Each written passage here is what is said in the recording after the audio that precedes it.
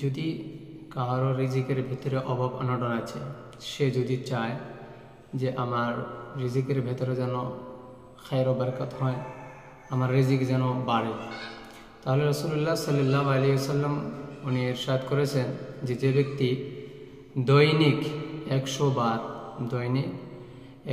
বার এই কালিমাতগুলি বলবে, রিজিকের দরওয়াজা হওয়ার আগে তার সম্মুখে ঝুঁকে থাকবে।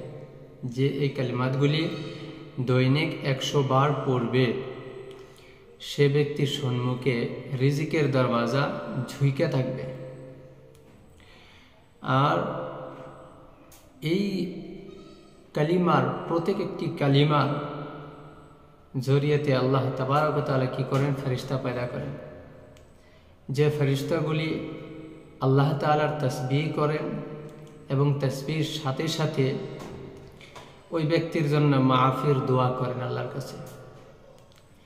যখন এই কালিমাতগুলি 100 বার কোনো বান্দা দৈনিক ওয়ার্ড করবে, পড়বে, আল্লাহ তাআলা তার জন্য রিজিকের দরওয়াজাগুলিকে ঝুঁকিয়ে দিবে তার সম্মুখে, এবং তার প্রত্যেক কালিমার বদৌলতে, এক একটা কালিমার বদৌলতে আল্লাহ তাবারক তাআলা ফেরেশতা পয়দা করেন, যে ফেরেশতাগুলি তাসবিহের সাথে সাথে সে বান্দার জন্য আল্লাহর কাছে মাফি তলব করেন, মাফি চায়, তার জন্য ক্ষমার প্রার্থনা করে।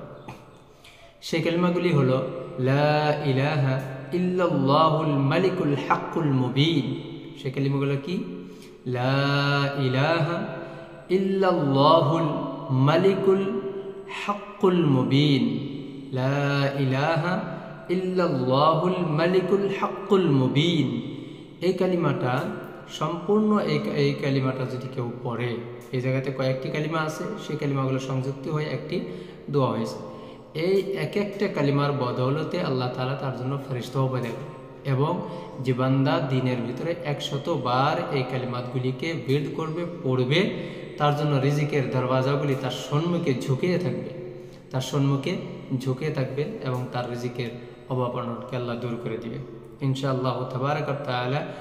এই আহাদিসটি যদি আপনারা দেখতে চান, তাহলে কানজুল উম্মাল খণ্ড নম্বর 2 233 নম্বর পৃষ্ঠাতে, এবং দাফিউল আফলাস সাফা নম্বর 55-তে দেখতে পারেন।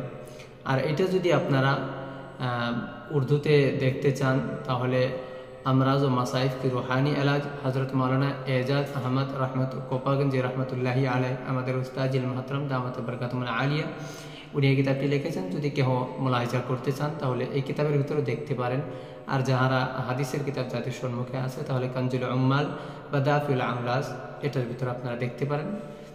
কানজুল উম্মালের 2 নম্বর খণ্ড 233 নম্বর পৃষ্ঠা, আর দাফিউল আফলাজের 55 নম্বর পৃষ্ঠার ভিতরে আছে। আশা করি আপনারা সকলে বুঝে গিয়েছেন ইনশাআল্লাহ তাবারাকার রহমান।